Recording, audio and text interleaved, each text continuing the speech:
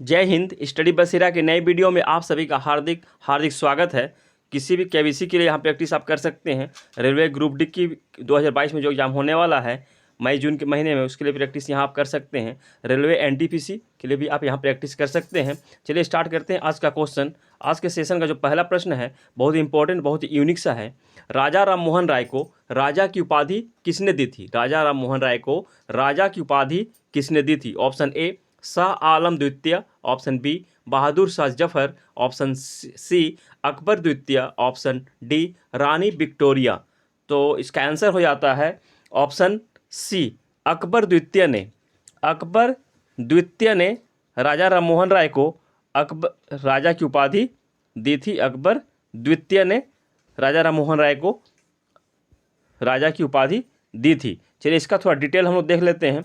सारा कुछ आज मैंने यहाँ प्रिंट कर दिया है, सारा कुछ आप भी यहाँ देख सकते हैं। तो राजा राम मोहन राय के बारे में यहाँ है कि इनकी मृत्यु जो हुई थी 27 दिसंबर 1833 में ब्रिटेन में हुई थी। ब्रिटेन के ब्रिस्टल में इनकी मृत्यु हुई थी और ब्रिटेन में ही इनको यहाँ दफना दिया गया था। अभी भी उनका कब्रगाह ब्रिस्टल में ही स्थित है। उस समय वहाँ दाह संस्कार यानी कि जलाने की प्रथा नहीं थी ब्रिटेन में, तो इसलिए वहाँ दफना दिया गया था।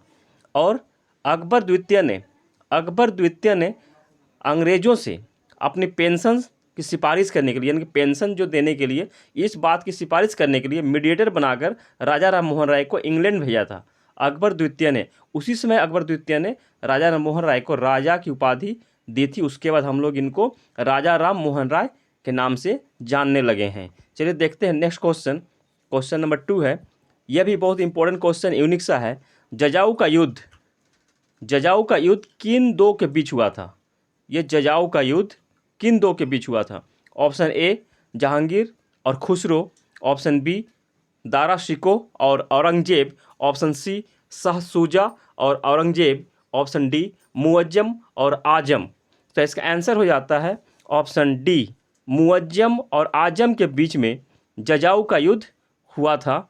और इसके बारे में यह कब युद्ध हुआ था? यह 1707 ईस्वी में हुआ था और यह दोनों ही औरंगजेब का पुत्र था, मुअज्जम और आजम। और औरंगजेब की मृत्यु के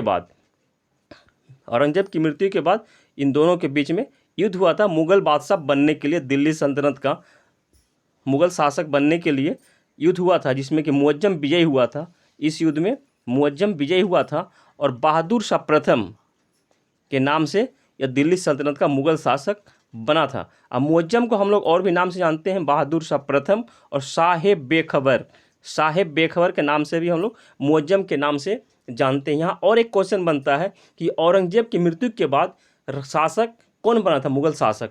तो इसका आंसर हो जाता है मुअज्जम कभी ऑप्शन में रहता है और कभी बहादुर शाह प्रथम रहता है। तो आप लोगों को ये दोनों ही नाम ध्यान में रखना होता है। यह युद्ध कब हुआ था? तो यह 1707 ईस्वी में यमुना नदी के किनारे आगरा से कुछ दूरी पर हुआ था। यमुना नदी के किनारे ही यह युद्ध हुआ था, इन दोनों के बीच में ही, जिसमें कि मुअज्जम की विजयी हुई थी और आजम और उसका पुत्र दोनों ही मारे गए थे। और यहाँ जो ऑप्शन एक में देख रहे हैं आप लोग, जहांगीर और खुसरो, तो जहांगीर और खुसरो ये पिता पुत्र हैं। जहांगीर का बेटा खुसरो है। इन दोनों के बीच में भी युद्ध हुआ था। खुसरो ने जहांगीर के अगेंस्ट में विद्रोह कर दिया था और इस विद्रोह में जो सिखों के 5वें गुरु थे, गुरु अर्जुन देव, इन्होंने खुसरो की सहायता की थी और उसी सहायता के जुर्म में जहांगीर ने इनको फांसी की सज़ा दे दी थी और फांसी की सज़ा इसमें इन्होंने इसे दे दी थी। और गुरु अर्जुन देव के बारे में यहाँ डिटेल है कि इन्होंने हरमंदिर साहिब यानी कि स्वर्ण मंदिर यानी कि गोल्डन टेम्पल जो अमृतसर में है, इसका निर्माण करवाया था गुरु अर्जुन देव ने। और इस निर्माण तो अर्जुन देव ने करवाया था, परंतु इस स्वर्ण मंदिर का शिलान्यास जो शिलान्यास किया था चौथे गुरु, सिखों के चौथे गुरु रामदास जी ने इसका शिलान्यास किया था। और रामदास जी ने ही अमृतसर जलकुंड जो निर्माण है, जिसके बीच में यह स्वर्ण मंदिर स्थापित है, उस जलकुंड का निर्माण रामदास जी ने करवाया था। आशा करता हूँ यहाँ तक आप लोगों को सारा कुछ कितना भी कनेक्ट हो सकता है क्वेश्चन से, ये सब कुछ डिटेल समझ में आ गया होगा। अगर वीडियो अगर पसंद में आ रहा है तो चैनल को लाइक कर दीजिए, चैनल को सब्सक्राइब कर लीजिए, वीडियो को लाइक कर दीजिएगा, अपने दोस्तों यारों के साथ शेयर भी करते चलिएगा। चलिए देखते हैं नेक्स्ट क्वेश्चन। मीठी क्रांति का संबंध किससे है? ऑप्शन ए शहद, ऑप्शन बी गुड़, ऑप्शन सी गन्ना, ऑप्शन डी चीनी। तो इसका आंसर हो जाता है ऑप्शन ए शहद। शहद से है मीठी क्रांति का संबंध। भारत में मधुमक्खी पालन को प्रोत्साहन देने के लिए भारत सरकार द्वारा यह मीठी क्रांति ये चलाया गया था। चलिए देखते हैं नेक्स्ट क्वेश्चन है, भारत का सक्रिय ज्वालामुखी कहाँ स्थित है? ऑप्शन ए नारकोडम द्वीप, ऑप्शन बी बैरन द्वीप, option C Port Blair, option D Nicobar. तो इसका आंसर हो जाता है ऑप्शन बी, बैरन द्वीप में भारत का एकमात्र सक्रिय ज्वालामुखी स्थित है, बैरन द्वीप में। नेक्स्ट क्वेश्चन है मिड डे मील योजना का नाम बदलकर क्या कर दिया गया है? ये जो नाम बदलना हुआ है ये 2021 में ही हुआ है। इसका जो नाम परिवर्तन हुआ है इस योजना का, तो 2021 में हुआ। इसके बदलकर क्या कर दिया गया है?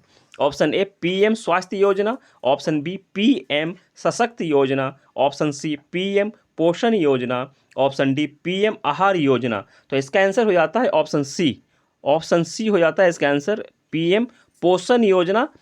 मिड डे मील योजना का नाम बदलकर पीएम पोषण योजना कर दिया गया है। आशा करता हूँ आप लोगों को वीडियो पसंद आया होगा, हेल्पफुल भी रहेगा। इसी आशा और विश्वास के साथ मिलते हैं फिर नए वीडियो में। तब तक के लिए जय हिंद, स्वस्थ रहें, मस्त रहें, धन्यवाद।